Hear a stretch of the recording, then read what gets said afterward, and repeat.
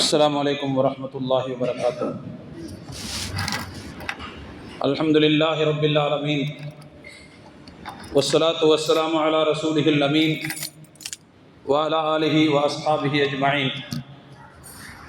أما بعد فقد قال الله تبارك وتعالى في كلامه القديم: أعوذ بالله من الشيطان الرجيم. بسم الله الرحمن الرحيم.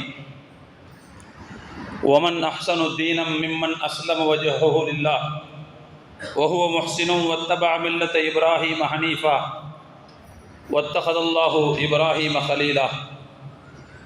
وقد ورد في الخبر أن رجلا قال للنبي صلى الله عليه وسلم: يا خير البرية. فقال رسول الله صلى الله عليه وسلم: ذاك إبراهيم عليه الصلاة والسلام. أو كما قال صلى الله عليه وسلم. அளவிலா அருளாளன், நிகரிலா அன்புடையோன், எல்லாம் வல்ல அல்லாஹுவின் திருப்பெயரால் என்னுடைய உரையை தொடங்குகிறேன். சலாத்தும் சலாமும் ஈருலக தூதர், உலகை திருத்திய உத்தமர், நமது உயிரினும் மேலான நபிகள் நாயகம் ஸல்லல்லாஹு அலைஹி வஸல்லம் அவர்கள் மீதும், அவர்களை பின்பற்றி வாழ்ந்த உத்தமர்களான சத்திய சஹாபாக்கள், தாபியீன்கள், தபவு தாபியீன்கள், நல்லோர்கள், மேன்மக்கள் அனைவர் மீதும் என்றென்றும் நிலவட்டுமாக. எல்லாம் வல்ல அல்லாஹுவின் மகத்தான அருளும் அவனுடைய வற்றா பெருங்கருணையும் நம் அனைவர் மீதும், நம்மை சார்ந்த அனைவர் மீதும் என்றென்றும் பொழியட்டுமாக.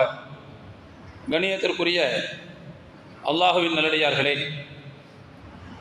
இப்ராஹிம் அலைஹிஸ்ஸலாத்து வஸ்ஸலாம் அவர்களுடைய தியாகங்கள் என்கின்ற கருப்பொருளில் இந்த மார்க்கத்தை நிலைநிறுத்துவதற்காக அவர்கள் எந்தெந்த வகையிலெல்லாம் தங்களுடைய அர்ப்பணிப்பை காட்டினார்கள் என்பது குறித்த சில வரலாற்று விஷயங்களை நான் இந்த உரையின் வாயிலாக உங்களுக்கு நினைவுபடுத்த விரும்புகிறேன்.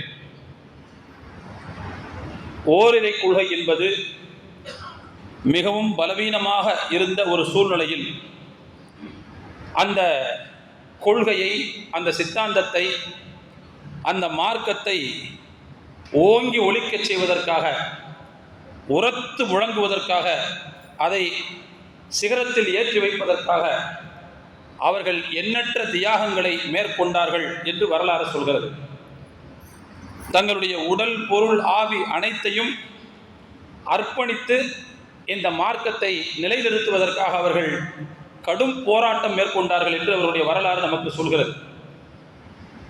தற்கால இந்திய சூழ்நிலையில் இந்திய முஸ்லிம்கள் எதிர்கொள்ளக்கூடிய, குறிப்பாக மார்க்க ரீதியாக எதிர்கொள்ளக்கூடிய வெறுப்பு பிரச்சாரங்கள், வெறுப்பு நடவடிக்கைகள், இந்த மாதிரியான சந்தர்ப்பத்தில் இது போன்ற தியாக வரலாறுகளை நாம் நினைவு கூறும்போது இத்தகைய உத்வேகமும் இத்தகைய சிந்தனையும் நம்முடைய உள்ளத்தில் ஒரு விதமான மாற்றத்தை ஏற்படுத்துவதற்கு வாய்ப்பாக. இன்னும் சொல்ல போனால், இத்தகைய தியாகங்களுக்கு நாம் தயாராகாத வரை இந்த மண்ணில் நாம் இஸ்லாமிய சித்தாந்தத்தை பட்டொளி வீசி பறக்க வைக்க முடியாது. இந்த காலத்தினுடைய தேவை என்பது நம்மிடத்தில் இப்ராஹிம் அலைஹிஸ்ஸலாம் அவர்களுடைய தியாகங்களை எதிர்பார்த்து நிற்கிறது. அவர்களுடைய அர்ப்பணிப்பை வேண்டி நிற்கிறது. அத்தகைய அர்ப்பணிப்பையும் தியாகங்களையும் இந்த சித்தாந்தத்தின் பிள்ளைகள் என்கின்ற அடிப்படையில், இந்த சித்தாந்தத்தை தூக்கி பிடிப்பவர்கள் என்கின்ற அடிப்படையில் நாம் இந்த அர்ப்பணிப்புகளை கொடுக்காத வரை அடுத்த தலைமுறைக்கு நாம் இஸ்லாத்தை கொண்டு போவது கூட மிகவும் சிரமமான காரியமாக மாறிவிடும். எனவே அருமையான தோழர்களே, இது போன்ற முன்னோடிகளுடைய வரலாறு நம்மை நாம் சீர்தூக்கி பார்ப்பதற்கும், நம்மை நாம் செதுக்கிக் கொள்வதற்கும் துணையாக இருக்கும் என்கின்ற அடிப்படையில் நான் இந்த செய்தியை இங்கே நினைவுபடுத்த விரும்புகிறேன்.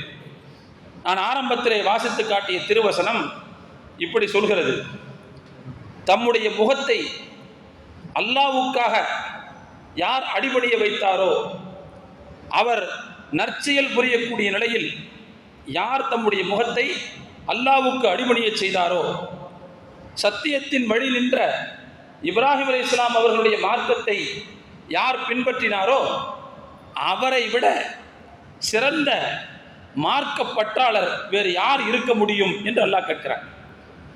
சிறந்த மார்க்க பற்றாளர் என்பதற்கு அல்லாஹ் சொல்லக்கூடிய அடையாளம், அவர் நற்செயல் புரிய வேண்டும், தம்மை அல்லாஹ்வுக்கு முன்னால் சரணடைய செய்ய வேண்டும், சரண்டராக்க வேண்டும், சத்தியத்தின் வழி நின்ற இப்ராஹிம் அலைஹிஸ்ஸலாம் அவருடைய மார்க்கத்தை பின்பற்ற வேண்டும். இதைத்தான் அடையாளமாக அல்லாஹ் சொல்கிறார். அதே போல இன்னொரு ஆயத்தில் அல்லாஹ் சொல்லும் போது ஃபத்தபிஉ மில்லத்த இப்ராஹிம ஹனீஃபா என்று குர்ஆன் சொல்கிறது. சத்தியத்தின் வழி நின்ற இப்ராஹிம் அலைஹிஸ்ஸலாம் அவருடைய மார்க்கத்தை நீங்கள் பின்பற்றுங்கள் என்று குர்ஆன் சொல்கிறது. அப்போ நாம அல்லாஹ்விடத்தில் சிறந்த மார்க்க பற்றாளர், இஸ்லாமிய பற்றுடையவர் என்று நாம் ஏற்கப்பட வேண்டும் என்று சொன்னால் இப்ராஹிம் அலைஹிஸ்ஸலாம் அவர்களுடைய வழிமுறையை பின்பற்ற வேண்டியது கடமை என்று இந்த வசனம் நமக்கு சுட்டி காட்டுகிறது. இப்ராஹிம் அலைஹிஸ்ஸலாத்து வஸ்ஸலாம் அவர்களுடைய மார்க்கத்தை பின்பற்ற வேண்டும் என்று சொன்னால் இந்த கட்டளை ரசூலுல்லாவுக்கும் பொருந்துகிறது. ஏன்னா அவங்களுக்கு அருளப்பட்ட வேதத்தில் தான் அல்லாஹ் இப்படி சொல்கிறான், நீங்கள் இப்ராஹிம் அலைஹிஸ்ஸலாமுடைய மார்க்கத்தை பின்பற்றுங்கள் என்று. அப்படின்னா இறுதி தூதர் முஹம்மது ஸல்லல்லாஹு அலைஹி வஸல்லம் அவர்கள் அவங்கள இப்ராஹிம் நபியை பின்பற்றுங்க அப்படின்னு அல்லாஹ் சொல்கிறான்னா ஏன் சொல்கிறான்? இங்கே தான் நாம் இப்ராஹிம் அலைஹிஸ்ஸலாமுடைய வாழ்க்கை வரலாற்று அவர்களுடைய அர்ப்பணிப்பு உணர்வை தெரிந்து கொள்ள வேண்டிய கட்டாயத்தில் இருக்கு. இப்ராஹிம் அலைஹிஸ்ஸலாமுடைய மார்க்கத்தை பின்பற்றுங்கள் அப்படின்னா என்ன அர்த்தம்னா அடிப்படை அம்சங்களில் என்று பொருள். ஏன் அவங்கள சுட்டி காட்டுகிறான்? மற்ற நபிமார்களும் அப்படிப்பட்ட அடிப்படை கோட்பாடுகளில் நிலைத்திருக்கத்தானே செய்தார்கள். ஓரிரை கொள்கை, மறுமை நம்பிக்கை, மரணத்திற்கு பிறகு ஒரு முக்கியமான ஒரு வாழ்க்கை இருக்கிறது என்கின்ற அடிப்படை சித்தாந்தங்களில் எல்லா நபிமார்களும் இருந்தார்கள். அப்படி இருக்க இப்ராஹிம் அலைஹிஸ்ஸலாமுடைய மார்க்கத்தை பின்பற்றுங்கள் ஏன் அல்லாஹ் சொல்ல வேண்டும்? அப்படின்னா அதுக்கு ஒரே காரணம், இப்ராஹிம் அலைஹிஸ்ஸலாத்து வஸ்ஸலாம் அவர்கள் மார்க்கத்தை நிலைநிறுத்துவதற்காக, இந்த சித்தாந்தத்தை தூக்கி பிடிப்பதற்காக அவர்கள் கொடுத்த விலை, அவர்கள் செய்த தியாகம், அவர்கள் வெளிப்படுத்திய அர்ப்பணிப்பு, அதைத்தான் அல்லாஹ் இங்கே முன்னுதாரணமாக சொல்கிறான் என்பதை நாம் இங்கே புரிந்து கொள்ள கடமைப்பட்டிருக்கிறோம். இப்ராஹிம் அலைஹிஸ்ஸலாம் அவர்கள் எப்படிப்பட்ட காலத்தில் வாழ்ந்தார்கள், எங்கே பிறந்தார்கள் நமக்கு நல்லா தெரியும். ஈராக் நாட்டிலே உர் அப்படிங்கிற ஒரு ஊரில் அவங்க பிறந்தாங்க. இன்னைக்கு அது ஈராக் என்று பேர், அன்னைக்கு அது பாபில் என்று இருந்திருக்கலாம், ஏதோ ஒரு வகையில் வேற ஏதோ ஒரு பேர் இருந்திருக்கலாம். அங்கே பிறக்கிறார்கள். அப்பொழுது ஆண்ட மன்னன் நம்ரூத் என்று வரலாறு அவனுடைய பெயரை சுட்டி காட்டுகிறது. இந்த உலகத்தை ஒட்டுமொத்தமாக கட்டி ஆண்ட 4 மன்னர்களில் நம்ரூதை ஒருவனாக வரலாறு சுட்டி காட்டுகிறது. அவன் ஓரிரை கொள்கைக்கு எதிரானவனாக இருந்தான் என்பது மட்டுமல்ல, தன்னையே இறைவனாக மக்களுக்கு மத்தியில் பிரகடனப்படுத்தினான். அப்படிப்பட்ட காலத்தில் தான் ஹஜ்ரத் இப்ராஹிம் அலைஹிஸ்ஸலாம் அவர்கள் பிறக்கிறார்கள். அவர்கள் தியாகங்களுக்கு எப்பொழுது தயாராகிறார்கள் அப்படின்னா அவர்களுடைய சிறுவர் பிராயத்திலேயே தயாராகி விடுகிறார்கள். வளர்ந்து வாலிபமானதற்கு பிறகு அல்ல, சிறுவர் பிராயத்திலேயே அவர்கள் தியாகத்திற்கு, அர்ப்பணிப்பு உணர்வுக்கு தயாராகி விடுகிறார்கள். அவங்க பிறந்த ஃபேமிலி பேக்ரவுண்ட் என்ன தெரியுமா? குடும்ப பின்னணி. அவருடைய தந்தை ஒரு அர்ச்சகர், கோயில் அர்ச்சகர். கோயில் அர்ச்சகருக்கு மகனாகத்தான் இப்ராஹிம் அலைஹிஸ்ஸலாம் அவர்கள் பிறக்கிறார்கள். அவர்தான் அந்த சாமி சிலைகளுக்கு பூஜை புரஸ்காரம் செய்பவர். அவருடைய பிள்ளையாகத்தான் இப்ராஹிம் அலைஹிஸ்ஸலாம் அவர்கள் பிறக்கிறார்கள். அவங்களுடைய குடும்ப வருமானம் என்ன என்றால், சிலைகளை செய்து அதை விற்று அதில் வரக்கூடிய வருவாயை கொண்டு வயிற்றை கழுவக்கூடிய ஒரு குடும்பம் தான் அவங்களுடைய குடும்பம். இப்ராஹிம் அலைஹிஸ்ஸலாத்து வஸ்ஸலாம் அவர்கள் ஓரளவுக்கு சிறுவர் பிராயத்தை அடைகின்ற அந்த நேரத்தில் தான் அந்த சிலைகளை எல்லாம் அவர்கிட்ட கொடுத்து கொண்டு போய் விற்க சொல்லுவாங்க, வித்துட்டு வர சொல்லுவாங்களாம். அவருடைய தந்தை இப்ராஹிம் அலைஹிஸ்ஸலாம் அவர்கள் அதை எடுத்துக்கொண்டு விற்க போவார்கள். எப்படி விற்பார்கள் அப்படின்னு வரலாறு சொல்லுது. மன்யஸ்தரி மாலா எதுர்ரு வமாலா என்ஃபவு, இப்படி சொல்வார்களாம். எந்த பயனும் செய்யாத, எந்த இடையூறும் தர முடியாத இந்த சிலைகளை யார் வாங்கிக் கொள்கிறீர்கள்? இந்த சிலைகளை யாருக்கு வேணும்? இது பயனும் தராது, இடையூறும் தராது, ஒண்ணுமே எனக்கு தெரியாது, இது யாருக்கு வேணும்னு கேட்பாங்க. இப்படி சொல்லி வித்தா இன்னைக்கு விற்பனையினுடைய அடிப்படையே என்னன்னா ஏமாத்தி விற்கிறது தான். அதுக்கு எதுவுமே நல்ல தன்மை இல்லாட்டாலும் கூட இது ஆஹா ஓஹோன்னு சொல்லி விற்கணும், அப்பதான் விற்கும். அவர் யதார்த்தத்தை சொல்லி விற்கிறார். இதற்கு காது இருக்கும் கேட்காது, கண் இருக்கும் பார்க்காது, கால் இருக்கும் நடக்காது, எதுவுமே புரியாது, தனக்கு கூட நன்மை செய்ய முடியாது, தனக்கு வரக்கூடிய தீங்கை கூட இதால் தடுக்க முடியாது, யாருக்கு வேண்டும் இந்த சிலை என்று சொல்லி அப்படித்தான் அதை விற்பனை செய்வார். யார் வாங்குவாங்க? யாருமே வாங்க மாட்டாங்க. கடைசியில் வீட்டுக்கு தகவல் வரும், இப்படி வித்துக்கிட்டு இருந்தான் அவங்க பையன் அப்படின்ட்டு. இப்ராஹிம் அலைஹிஸ்ஸலாமுடைய தந்தை அவரை அதற்றுவார்கள், மிரட்டுவார்கள், இப்படிலாம் செய்யக்கூடாதுன்னு சொல்லுவாங்க என்று நாம் பார்க்கிறோம். அருமையான தோழர்களே, அவருடைய ஆரம்ப காலத்திலேயே அவர்கள் இப்படிப்பட்ட ஒரு பகுத்தறிவு இடத்திற்கு வந்தார்கள். இன்னைக்கெல்லாம் பகுத்தறிவு என்பது கடவுளை மறுப்பதுதான் பகுத்தறிவு என்று கற்பிதமாக பேசப்படுகிறது. கடவுளை மறுப்பதுதான் பகுத்தறிவு என்று பேசப்படுகிறது. ஆனால் உண்மையில் பகுத்தறிவு என்பது ஓரிரை கொள்கையை ஏற்றுக்கொள்வதுதான். ஏனென்றால் இயக்குபவன் இல்லாமல் எதுவும் இயங்க முடியாது என்பதுதான் விதி, பிரபஞ்ச விதி. அதுதான், எதுவுமே தானாக நடக்காது. இயக்குபவன் இல்லாமல் இயங்கியல் நடக்கவே நடக்காது. அப்படி இருக்கும்போது இந்த பிரபஞ்சம் இயங்கிக் கொண்டிருக்கிறது. அப்போ இயக்குகின்ற சர்வ வல்லமை உள்ள ஒரு பவர் இருக்கத்தான் வேணும். அப்படி ஏற்றுக்கொள்வதுதான் பகுத்தறிவு.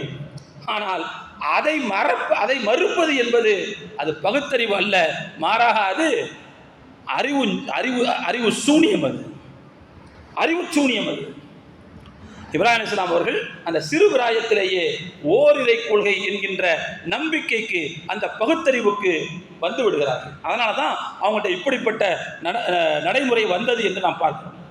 அப்பொழுதே அவர் குடும்பத்தினுடைய மிரட்டலுக்கு ஆளாகிறார்கள், குடும்பத்தினுடைய அந்த வெறுப்புக்கு ஆளாகிறார்கள். அப்படியே வளர்கிறார்கள். வாலிப வயது வருகிற போது அவர்கள் தாம் எதை உண்மை என்று விளங்கிக் கொண்டார்களோ அதை மக்களுக்கு எடுத்துச் சொல்லக்கூடிய தைரியத்தையும் துணிச்சலையும் பெறுகிறார்கள். நல்ல கவனிக்கணும். அவர்கள் ஓரிரை கொள்கையை பற்றி பேச போகிற போது அவர்களுடைய குடும்பம் சாதகமான சூழலில் இல்லை. குடும்பம் சாதகமான சூழலில் இல்லை என்பது மட்டுமல்ல, ஊர் உலகமும் சாதகமான சூழ்நிலையில் இல்லை. ஏனென்றால் அன்றைக்கு ஓரிரை கொள்கையை யாரும் பேச முடியாது. மன்னனே தன்னை இறைவன் என்று அறிவித்துக் கொண்டிருந்தான். எப்படி பேச முடியும்? யாராலும் பேச முடியவில்லை. விரல் விட்டு எண்ணப்படக்கூடிய இப்ராஹிம் அலைஹிஸ்ஸலாம் அவர்களுடன் இருந்த சொற்ப நபர்கள் தவிர வேறு யாரும் அதை பேசவில்லை. இப்ராஹிம் அலைஹிஸ்ஸலாம் அவர்கள் அதை பேசுவதற்கு தைரியத்தை வரவழைத்துக் கொள்கிறார்கள், துணிச்சலை பெறுகிறார்கள். மற்ற யாருக்கும் சொல்வதற்கு முன்பு நம்முடைய வீட்டிலிருந்து தொடங்க வேண்டும் என்று நினைக்கிறார்கள். அதனால முதல்ல அவங்களுடைய ஓரிரை கொள்கையினுடைய பிரச்சாரம், பரப்புரை தந்தையிடமிருந்து தொடங்குகிறது. முதல்ல பாப்பாவை தான் கூப்பிட்டார். பாப்பாவுக்கு அழைப்பு கொடுத்தார். பாப்பாட்ட கேட்கிறார், மன் தாபுது அன்த, யாரை நீங்கள் வணங்குகிறீர்கள்? பாப்பாவை கூப்பிடுறார், ஓரிரை கொள்கை ஏத்துக்குங்கன்ட்டு. அப்போ பாப்பா கேட்கிறாரு, என்னப்பா நீ யாரை வணங்குறேன்னு கேட்கிறார். நம்ம எல்லாரும் சேர்ந்து சாமி சிலைகளை தானே கும்பிட்டு இருக்கிறோம். இந்த மன்னனை தானே பெரிய கடவுள்னு சொல்லிக்கிட்டு இருக்கிறோம். நாமெல்லாம் கும்பிடுற சிலைகள், வணங்குகிற சிலைகள் இங்கே இருக்க, நீ யாரை போய் வணங்கி கொண்டிருக்கிறாய் என்று தந்தை மகனிடத்தில் கேட்கிறார். இப்ராஹிம் அலைஹிஸ்ஸலாம் சொன்னாங்க, நான் யாரை வணங்குகிறேன் என்றால் ரப்புல் ஆலமீனை வணங்குகிறேன், அகிலங்களை படைத்த இறைவனை வணங்குகிறேன் என்று சொன்னார். அப்பொழுது நம்ரூதையா என்று கேட்கிறார்கள். நம்ரூத என்று கேட்கிறார்கள். அப்பொழுது இப்ராஹிம் அலைஹிஸ்ஸலாம் சொல்கிறார்கள், இல்லை இல்லை, பல் அஅ்புதுல்லதி ஹலகனி, என்னை படைத்த இறைவனை நான் வணங்குகிறேன், என்னை படைத்த இறைவனை நான் வணங்குகிறேன். தந்தையிடத்தில் பேசுகிறார்கள், இதே விஷயத்தை வெளியிலையும் பேசுகிறார்கள். இப்படி பேசியவுடன் நம்ரூதையா வணங்குறேன்னு கேட்கிறாங்க. இல்லை, என்னை படைத்த இறைவனை என்று சொல்கிறார்கள். அப்போ இது போக வேண்டிய இடத்துக்கு போயிருமா இல்லையா? இந்த தகவல் போக வேண்டிய இடத்துக்கு போயிருச்சு, நம்ரூதுக்கு போயிருச்சு இந்த தகவல். அப்பொழுதுதான் நம்ரூதுக்கும் இப்ராஹிம் அலைஹிஸ்ஸலாம் அவர்களுக்கும் இடையில் அந்த வாக்குவாதம் நடக்கிறது. திருக்குர்ஆன் அந்த வாக்குவாதத்தை சுட்டி காட்டுகிறது. அருமையான தோழர்களே, மக்களுக்கு அவர்களுடைய முட்டாள்தனத்தை சுட்டி காட்டுகிறார்கள். நீங்க எல்லாம் பாருங்க, உங்க கையால நீங்க இந்த சிலைகளை செய்கிறீர்கள், அவற்றுக்கு நீங்கள் உணவுகளை படைக்கிறீர்கள். நீங்கள் படைத்த உணவை அது தொட்டு பார்க்கிறதா? அது முகர்ந்தாவது பார்க்கிறதா? நீங்கள் அதற்கு முன்னால் வைத்துவிட்டு போகிறீர்கள். ஈக்கள் சாப்பிடுகின்றன, அங்கே வந்துவிட்டு போகின்ற உயிரினங்கள் சாப்பிடுகின்றன, நாய்கள் சாப்பிடுகின்றன. அதை தடுக்கக்கூட அந்த சிலைகளால் முடியவில்லை. மக்களுக்கு அவர்களுடைய அறிவீனத்தை புரிய வைத்தார்கள். ஆனால் மக்கள் அதை ஏற்றுக்கொள்ளவில்லை. இதற்கு பதில் சொல்லவும் முடியவில்லை. ஆனாலும் மக்களால் இதை ஏற்றுக்கொள்ள முடியவில்லை. அருமையான தோழர்களே, இப்பொழுதுதான் மன்னருக்கு தகவல் போகிறது. அப்போ மன்னர் என்ன செய்யறாருன்னா, கூப்பிட்டு விட்டு பேசுறார். குர்ஆன்ல அல்லாஹ் சொல்றான்ல, அலம் தர இலல்லதி ஹாஜ்ஜ இப்ராஹீம ஃபீ ரப்பிஹி, இறைவன் விஷயத்தில் இப்ராஹிம் அலைஹிஸ்ஸலாத்து வஸ்ஸலாம் அவர்களிடத்தில் வாக்குவாதம் புரிந்த மன்னனை நபியே நீங்கள் பார்த்திருக்கிறீர்களா என்று அல்லாஹ் கேட்கிறார். என்ன வாக்குவாதம் நடந்துச்சு அல்லாஹ் சொல்றான். அந்த மன்னன் கேட்டான், ரப்புனா யாருன்னு கேட்டான். அல்லதி யுஹ்யி வ யுமீத், உயிர் கொடுக்கின்ற உயிரை பறிக்கின்ற ஆற்றல் யாருக்கு உண்டோ அவன் தான் இறைவன். இப்ராஹிம் அலைஹிஸ்ஸலாம் அவர்கள் சொன்னார், உயிரை கொடுக்கின்ற உயிரை பறிக்கின்ற ஆற்றல் யாருக்கு உண்டோ அவன் தான் இறைவன். உடனே அந்த மன்னன் விதண்டாவாதமாக ஒருவனை பிடித்து சிரச்சேதம் செய்தான். இன்னொருவரை அழைத்து உயிர் பிழைத்து போ என்று அனுப்பிவிட்டான். சொன்னான், இவனுக்கு நான் உயிரை கொடுத்தேன், இவனுடைய உயிரை நான் பறித்து விட்டேன், நான் தான் இறைவன் சொன்னான். ஓ, நீ இப்படி பேசுறியா? இப்ராஹிம் அலைஹிஸ்ஸலாம் அவர்கள் மாற்றி சொன்னார்கள், என்னுடைய இறைவன் சூரியனை கிழக்கிலிருந்து உதிக்க செய்வான், முடிந்தால் நீ மேற்கிலிருந்து கொண்டு வா பார்க்கலாம் என்று சொன்னார். நீ மேற்கிலிருந்து கொண்டு வா பார்க்கலாம். அல்லாஹ் சொல்கிறான், ஃபபுஹித்தல்லதி கஃபர், இறைவனை மறுத்த அந்த மன்னன் பேச முடியாமல் வாய் மூடி மௌனமாக ஆனான், பேச முடியாமல் திண்டாடினான் என்று சொல்கிறது. இந்த வாக்குவாதத்தை செய்யும் போது அவர்களுடைய வயது இளம் வயது என்று நம்ம வரலாறு சொல்கிறோம். அருமையான தோழர்களே, இந்த சந்தர்ப்பத்தில் தான் மக்களுக்கு அவர்களுடைய முட்டாள்தனத்தை புரிய வைப்பதற்காக வேண்டி சிலைகளை உடைச்சாங்கன்னு வருதில்ல, அந்த வரலாறு நடக்குது. அப்பொழுது இப்ராஹிம் அலைஹிஸ்ஸலாம் அவர்களுக்கு தண்டனை கொடுக்க வேண்டும், ஊரறிய தண்டனை கொடுக்க வேண்டும் என்று முடிவாகிறது. என்ன செய்யணும்? அதுக்கு ஒரு பெரிய நெருப்பு குண்டத்தை வளர்க்க சொல்லி மன்னன் உத்தரவிட்டான். எல்லோரும் ஆளாளுக்கு கடவுளுக்கு உதவி செய்வதாக நேர்ச்சி செய்து கொண்டு விறகுகளையும் எரிபொருட்களையும் கொண்டு வந்து ஃபியூலையும் கொண்டு வந்து அந்த குண்டத்தில் போட்டாங்க. ஒரு கட்டத்தில் இப்ராஹிம் அலைஹிஸ்ஸலாத்து வஸ்ஸலாம் அவர்கள் அந்த நெருப்பு குண்டத்திற்குள்ளே தள்ளப்படுகிறார்கள். நெருப்பு குண்டத்திற்குள் அந்த வரலாறு நமக்கு தெரியும். ஜிப்ரீல் அலைஹிஸ்ஸலாம் அவர்கள் ஓடி போய் கேட்கிறார்கள். உள்ளே தள்ளுவதற்கு முன்பு இப்ராஹிம் அலைஹிஸ்ஸலாம் ஓடி போய் கேட்குறாங்க, ஏதாவது இந்த தேவை இருக்கு? ஜிப்ரீல் அலைஹிஸ்ஸலாம் கேட்குறாங்க, ஏதாவது இந்த தேவை இருக்குதா? உங்கள்கிட்ட எனக்கு இந்த தேவையும் இல்லை, அல்லாஹ்ட்டனா இருக்குது, உங்கள்கிட்ட எனக்கு தேவையில்லை. அதுக்கு உள்ளே தள்ளப்படுகிறார்கள். அந்த நேரத்தில் அவர்கள் தங்களை காப்பாற்றிக் கொள்வதற்கு சொன்ன வார்த்தை என்ன என்பதை நபிகள் நாயகம் சொன்னார்கள், ஹஸ்பி அல்லாஹு வ நிஅமல் வக்கீல், அல்லாஹ்வே எனக்கு போதுமானவன், பொறுப்பாளர்களில் அவன் மிக நல்லவன். இதைத்தான் அவங்க சொன்னாங்கன்னு ரசூலுல்லாஹி ஸல்லல்லாஹு அலைஹி வஸல்லம் சொல்கிறார்கள். ரமையான தோழர்களே, அல்லாஹ்வின் மீது அசைக்க முடியாத நம்பிக்கை வைத்திருந்த காரணத்தினால் தனி மனிதராக இருந்து ஒரு சமூகம் செய்ய வேண்டிய, ஒரு தேசம் செய்ய வேண்டிய வேலையை அவர்கள் தனி மனிதராக ஒற்றை ஆளாக நின்று கொண்டு செய்த காரணத்தினால் அதிலேயும் அவர்களுக்கு விடாப்பிடியான பலமான நம்பிக்கை இருந்த காரணத்தினால் அவர்களை காப்பாற்றுவதற்கு அல்லாஹ் பொறுப்பேற்றுக் கொண்டான். என்ன பொறுப்பேற்றான்? நெருப்புக்கு அல்லாஹ் உத்தரவு போட்டான். யா நாரு கூனி பர்தன் வ சலாமன் அலா இப்ராஹிம். குர்ஆன் சொல்கிறது, இப்ராஹிம் அலைஹிஸ்ஸலாம் அவர்களுக்கு நீ குளிராகவும் சலாமன், அதே நேரத்தில் சலாமத்தாகவும் ஆரோக்கியமாகவும் நலமாகவும் நீ ஆகிவிடு என்று சொன்னான். ஒரு வரலாற்று குறிப்பில் வருகிறது, அல்லாஹ் நெருப்புக்கு உத்தரவு போட்டான். அந்த உத்தரவின் மூலமாக அன்றைய தினம் உலகத்தின் எல்லா நெருப்புகளும் அணைந்தன. அந்த நெருப்பு மட்டும் இல்லை, எல்லா நெருப்புகளும் அணைந்தன. இதில் இன்னொரு முக்கியமான விஷயம், நீ குளிராக ஆகிவிடு என்று மட்டும் இறைவன் சொல்லவில்லை. நீ குளிராகிவிடு என்று சொல்லி இருந்தால் குளிர் என்ன செஞ்சிருக்கோம், உங்களுக்கு கஷ்டம் கொடுத்துருக்கோம். நம்ம ஏசியில் 27 தான் வச்சுட்டு உட்காந்துருக்க முடியும். ரொம்ப நேரம் 24 ஓடுதுன்னா என்ன ஆகும்? குளிர் அடிக்கும்ல. நமக்கு குளிர் அடிக்கிறதுங்கிறது ஒரு வகையில் தொந்தரவு தான், ஒரு சங்கடம் தான். அப்போ அல்லாஹ் என்ன சொன்னான்னா, வெறும் குளிராக மட்டும் இருக்க சொல்லலை, பர்தன் வ சலாமன், அதையும் சேர்த்து அல்லாஹ் சொன்னான். நீ குளிராகவும் அதே சமயத்தில் அவருக்கு சலாமத்தாகவும் நலமாகவும் இருக்க வேண்டும். அப்போ என்ன அர்த்தம்னா, அவருக்கு வெக்கையும் தெரியக்கூடாது, குளிரும் தெரியக்கூடாது, ரெண்டுக்கு இடையில உள்ள இடைப்பட்ட சீதோஷ நிலை, அந்த மாதிரியான வெதர், அப்படி நீ ஆக வேண்டும் என்று அல்லாஹ் அந்த நெருப்புக்கு உத்தரவிட்டான். வரலாறு சொல்கிறது.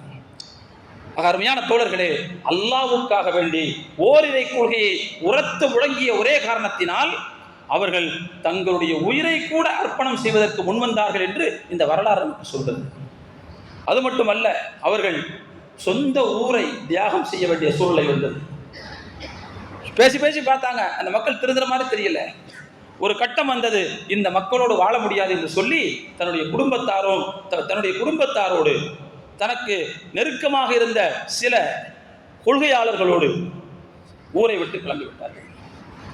எங்க வந்தாங்க? எகிப்துக்கு போனாங்க. வரலாறு சொல்கிறது, எகிப்துக்கு போன இடத்துல இப்ராஹிம் அலைஹிஸ்ஸலாத்து வஸலாமுடைய மனைவி சாரா அம்மா அவங்கள அந்த நாட்டினுடைய ஆளுநர் தவறாக நடப்பதற்கு, அந்த பெண்ணிடத்தில் அந்த அம்மாட்ட தப்பா நடக்கிறதுக்கு முயற்சி பண்ணான். ஆனால் சாரா அம்மா அவர்களுடைய ஒழுக்கம், அவர்களுடைய மார்க்க பிடிப்பு, இதன் காரணத்தினால் அவர்கள் அவனுடைய கைப்படாமல் காப்பாற்றப்பட்டார்கள் என்று வரலாறு சொல்கிறது. அருமையான தோழர்களே, அந்த வரலாறு சொன்னால் நீண்டு போயிடும். அப்ப எனவே தொடர்ந்து அவர்கள் எகிப்தில் தங்க முடியாத நிலை வந்தது. அதற்கு பிறகு அவர்கள் சிரியாவுக்கு போனார்கள்.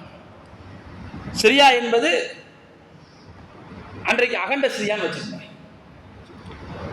எங்க போய் தங்கினாங்க அப்படின்னு சொன்னா, ரமல்லாவுக்கும் ஜெருசலத்திற்கும் இடைப்பட்ட கத் என்கின்ற ஒரு பகுதியிலே அவர்கள் போய் தங்கினார்கள் என்று வரலாறு சொல்லுது. இன்னைக்கு அந்த ரமல்லாவும் ஜெருசலமும் பலஸ்தீனத்துக்குள்ள இருக்குது. அன்னைக்கு அது சிரியாவினுடைய ஒரு பகுதி. அங்கேதான் போய் தங்கினார்கள். இதுல ஒரு முக்கியமான விஷயம் என்னன்னு சொன்னா, அந்த மன்னன் எகிப்தினுடைய ஆளுநன் சாரா அம்மா இடத்துல தவறு செய்ய முயற்சிக்கும் போது இந்த அம்மா காப்பாற்றப்பட்டார்கள். கடைசியில இந்த பொம்பளை கூட்டு போயிருங்கப்பா, பெரிய தொல்லையா இருக்கு, நீங்க மனுஷனை கூட்டு வரல, நீங்க ஒரு மனித பிறவியை கூட்டு வரல, ஒரு சைத்தானை கூட்டு வந்திருக்கீங்கன்னு சொன்னான். அவனுக்கு சைத்தான தெரிஞ்சிருக்குது. சைத்தானுக்கு தானே சைத்தான, மனுஷனை பார்த்தா சைத்தான தெரியும். நல்லவங்களுக்கு நல்லவங்களை பார்த்தா நல்லவங்கன்னு தெரியும். நல்லவங்களை ஒருத்தருக்கு சைத்தானு தெரியுதுன்னா யார் சைத்தான் அர்த்தம்? ரசூலுல்லாஹ் என்ன சொல்லியிருக்கிறாங்க? ஒரு மூமின் மற்றொரு மூமினுக்கு கண்ணாடின்னு இருக்கிறாங்க. இப்போ நான் உங்களை பார்க்கும்போது ஒருத்தர் இன்னொருத்தரை பார்த்து நாயின்னு சொல்றாருன்னா அவர் நாயின்னு சொல்லிக்கிறாருன்னு அர்த்தம். ஏன்னா அவர் கண்ணாடி, அவருக்கு தெரிகிற உருவத்தை அவர் சொல்லிக் கொடுக்குறார், அவ்வளவுதான்.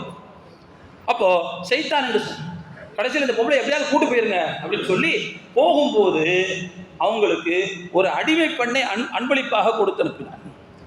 அந்த அம்மா தான் ஹாஜர் அம்மா. இப்ராஹிம் அலைஹிஸ்ஸலாமுடைய இன்னொரு மனைவின்னு சொல்றோம்ல, ஹாஜர் அம்மா, அவங்க தான். அந்த ஹாஜர் அம்மாவுடன் தான் அந்த பாலஸ்தீனத்தில் ரமல்லாவுக்கும் ஜெருசலத்துக்கு விடைப்பட்ட ஒரு ஊர்ல தங்கியிருந்தாங்கன்னு சொல்ல பாருங்க. அங்கேதான் ஹஜ்ரத் இஸ்மாயில் அலைஹிஸ்ஸலாம் அவர்கள் பிறக்கிறார். சாரா அம்மாவுக்கும் நீண்ட நாளா குழந்தை இல்லை. இப்போ புதிதாக வந்த ஒரு பெண் உடனடியாக குழந்தை பெற்றெடுத்து விட்டார். என்னதான் இருந்தாலும் பெண்களுக்கு இந்த இடத்துல தான் ஈகோ லேசாக முளைக்கும். இப்போ தான் லேசாக என்ன செய்யும், அந்த ரோஷங்கிறது வரும். உடனே சொல்லிட்டாங்க, அந்த அம்மா இருக்கிற இடத்துல நான் இருக்க முடியாது, வேறு எங்கேயா கண்காணாத இடத்துல கொண்டு போய் விட்டுருங்க அப்படின்னு இப்ராஹிம் அலைஹிஸ்ஸலாம் சொல்ல, அப்பொழுது அல்லாஹ் உத்தரவிடுகிறான், உங்களுடைய பிள்ளை இஸ்மாயிலையும் ஹாஜராவையும் ஹாஜர் அவர்களையும் இந்த இடத்துக்கு கொண்டு போய் விடுங்க அப்படின்னு அந்த இடத்த சொல்கிறாங்க.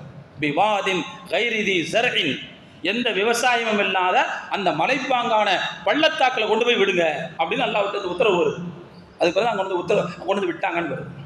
இங்கேயும் நீங்கள் பாருங்கள், தங்களுடைய குடும்பத்தை துறக்கிறார்கள். ஒரு நேரத்தில் உயிரை துறப்பதற்கு முன் வந்தார்கள். அடுத்து தங்களுடைய ஊரை, தாம் பிறந்த மண்ணை துறப்பதற்கு முன் வருகிறார்கள். இங்கே அல்லாஹ்வுடைய உத்தரவு, பெற்றெடுத்த பச்சிளம் குழந்தை, அதோடு அந்த மனைவி, அவர்களை நீங்கள் துறக்க வேண்டும் என்று அல்லாஹ் சொல்கிறாங்க. நேரம் கொண்டு போய் விடுறாங்க. விட்டுட்டு கையில் கொஞ்சம் போல பேரிச்சம்பழத்தையும் தண்ணியும் கொடுத்துட்டு திரும்பி பார்க்காம வர்றாங்க. வரலாறு கேள்விப்பட்டிருக்கோம்ல, ஆதராம்மா என்னங்க இங்கே விட்டுட்டு போறீங்க, பதிலே சொல்லலை. அப்புறம் அந்த அம்மா கேட்டாங்க, அல்லாஹ் சொன்னானா அங்கே விட சொல்லி அப்படின்னு. ஆமாம் பதில் சொன்னார். கொஞ்சம் யோசிச்சு பாருங்க, இந்த இடத்துல நம்ம ஊட்டம்மாவாக இருந்தால் என்ன ஆயிருக்கும்? என்ன பேசாமல் கல் மாதிரி நிற்கிற, இங்கே கொண்டு வந்து விட்டுட்டு போகிறவங்க பைத்தியத்தை பிடிச்சிருச்சா, கிறுக்கு பிடிச்சிருச்சா, இப்படி தான் கேட்பாங்க. அந்த அம்மா பதில் சொல்லலைன்னு ஒன்று அல்லாஹ்வுடைய உத்தரவான்னு கேட்குறாங்க. அப்படின்னா தன்னுடைய புருஷனை எந்த அளவுக்கு புரிஞ்சு வச்சிருக்காங்க உட்காந்து. அல்லாஹ்வுடைய உத்தரவு இல்லாமல் எதையும் இவர் செய்ய மாட்டார் அப்படிங்கிற நம்பிக்கை. அருமையான தோழர்களே, அல்லாஹ்வுக்காக எதையும் செய்யக்கூடிய, எதையும் கைவிடக்கூடிய அந்த உயர்தரமான அர்ப்பணிப்பு உணர்வு ஹஜ்ரத் இப்ராஹிம் அலைஹிஸ்ஸலாம் அவங்கள்ட்ட வெளிப்படுவதை பார்க்கிறோம். அது மட்டுமல்ல, அவர்களுடைய அர்ப்பணிப்பு என்பது செல்வத்தையும் மார்க்கத்திற்காக அவர்கள் துறந்தார்கள் என்று வரலாறு சொல்கிறார். அதையும் அர்ப்பணித்தார்கள், தியாகம் செய்தார்கள் என்று வரலாறு சொல்கிறார். அவங்களுக்கு இப்படி ஒரு சிறப்பு பெயர் இருந்தது, அபுல் லீஃபான் என்று சொல்வார்களாம். அது என்ன அர்த்தம்னா, ஃபாதர் ஆஃப் கெஸ்ட்னு அர்த்தம். அதாவது விருந்தினர்களின் தந்தை. அவர்கள் எந்த வேளை உட்கார்ந்து அமர்ந்து உணவு உட்கொண்டாலும் தம்முடன் ஒரு விருந்தினர் இல்லாமல் உணவு உட்கொள்ள மாட்டார். விருந்தினருடன் தான் அவர்கள் அமர்ந்து உணவு உண்பார்கள். இது அவர்களுடைய பழக்கமாக வைத்திருந்தார்கள் என்று வரலாறு சொல்கிறது. அவர்களுடைய வீடு எப்பொழுதும் வழிப்போக்கர்களுக்காக திறந்தே இருந்தது. யார் எப்பொழுது போய் என்ன கேட்டாலும் அவர்களுக்கு இல்லை என்று சொல்லாத ஒரு மனிதராக ஹஜ்ரத் இப்ராஹிம் அலைஹிஸ்ஸலாம் அவர்கள் இருந்தார்கள் என்று வரலாறு சொல்கிறது. அவங்கள்ட்ட எவ்வளவு உயர்ந்த விருந்து உபசார தன்மை இருந்தது, வாரி வழங்கும் தன்மை அவர்கள்ட்ட இருந்துச்சு அப்படிங்கிறதுக்கு குர்ஆன் ஒரு சோறு பதம் போல ஒரு வரலாற்றை குறிப்பிடுகிறது. இப்ராஹிம் அலைஹிஸ்ஸலாம் அவங்கள்ட்ட சில விருந்தினர்கள் சென்றார்கள். அந்த விருந்தினர்கள் கண்ணியத்திற்குரியவர்கள் என்று குர்ஆன் சொல்கிறது. ஹல் அதாக ஹதீஸு தைஃபி இப்ராஹிம் அல் முக்ரமீன், அல்லாஹ் சொல்கிறான், நபியே, கண்ணியம் மிக்க சில விருந்தினர்கள் இப்ராஹிம் அலைஹிஸ்ஸலாம் அவங்கள்ட்ட போனாங்கல்ல, அந்த வரலாறு உங்களுக்கு தெரியுமா? நல்லா கேட்டு அல்லாஹ் சொல்கிறான். அவங்க போகிறாங்க, சில பேர் போன உடனே என்ன செய்கிறார், அவர்களை வீட்டிற்கு அழைத்து வந்து அமர வைத்து விட்டு அவர்களுக்காக உணவு தயாரிப்பதற்கு அவங்களுக்கு தெரியாமையே போனார் என்றெல்லாம் சொல்கிறான். ஃபராக இலா அஹ்லிஹி, அவங்களுக்கு தெரியாம நைஸா ரகசியமா இழுத்து போயிட்டாரு.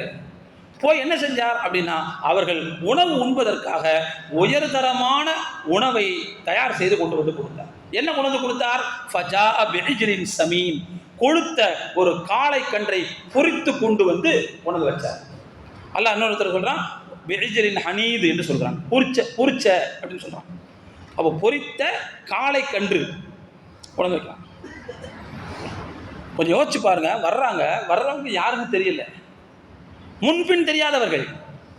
முன்பின் தெரியாதவர்களுக்கு நாம் ஒரு டம்ளர் தண்ணி கூட கொடுக்க மாட்டோம். நம்ம வெளியில் வச்சே பேசிட்டு அனுப்பிடுவோம். அதான் நம்ம தான் செய்வோம், வெளியில் வச்சே பேசிட்டு அனுப்பி விட்ருவோம். யாராவது கொஞ்சம் நெருக்கமாக வந்தால் தான் தண்ணி, அதுவும் தண்ணி கேட்டால் தான் கொடுப்போம். நம்மளாம் டீ வாங்கி கொடுக்குறது யாருன்னா, யாருக்கு டீ வாங்கி கொடுப்போம்னா, யாராவது தெரிஞ்ச ஆட்கள் வந்தால் தான் டீ வாங்கி கொடுப்போம். ரொம்ப நெருக்கமான ஆட்கள் வந்தாதான் சாப்பிட கொடுப்போம். அதுவும் ஹோட்டலில் சாப்பிட்டா அப்படியே அனுப்பி விட்டு வந்துடுவோம். அதுலேயும் ரொம்ப நெருக்கமான ஆட்கள் வந்தால் மட்டும்தான் வீட்டுக்கு சாப்பிட கூட்டு போகிறது. இப்படி நம்ம பல கேட்டகரி வச்சுருக்கிறோம். ஆனால் இங்கே வந்தவர்கள் யாருன்னு தெரியல, முன்பின் அறிமுகமற்றவர்கள். அல்லாஹ் குர்ஆன்ல அப்படி தான் சொல்கிறான். முன்பின் அறிமுகமற்றவர்கள் வந்து உட்கார்ந்துட்டாங்க. அவர்களுக்கு சாப்பாடு தயார் செய்வதற்காக நைஸாக உள்ளே போய் இந்த வேலையை செஞ்சு கொண்டு வச்சாருன்னு அல்லாஹ் சொல்கிறாங்க. அருமையான தோழர்களே, இப்ராஹிம் அலைஹிஸ்ஸலாத்து வஸ்ஸலாம் அவர்களுடைய செல்வம் குறித்த அவர்களுடைய பிலாசபி, அவங்களுடைய சித்தாந்தம், அவர்களுடைய தத்துவம், செல்வம் குறித்த அவர்களுடைய தத்துவம் என்ன என்றால், இப்ராஹிம் அலைஹிஸ்ஸலாத்து வஸ்ஸலாம் அவர்கள் செல்வத்தை தங்களுடைய கைகளில் தான் வைத்திருந்தார்களே தவிர தங்களுடைய இதயத்தில் அதற்கு இடம் கொடுக்கவில்லை. இன்னைக்கு நம்மெல்லாம் கட்டி பிடிச்சி உருண்டுகிட்டு இருக்கோம், அதோட கட்டி பிடிச்சிட்டு மல்ல அடிச்சுட்டு உட்காந்துருக்கோம்.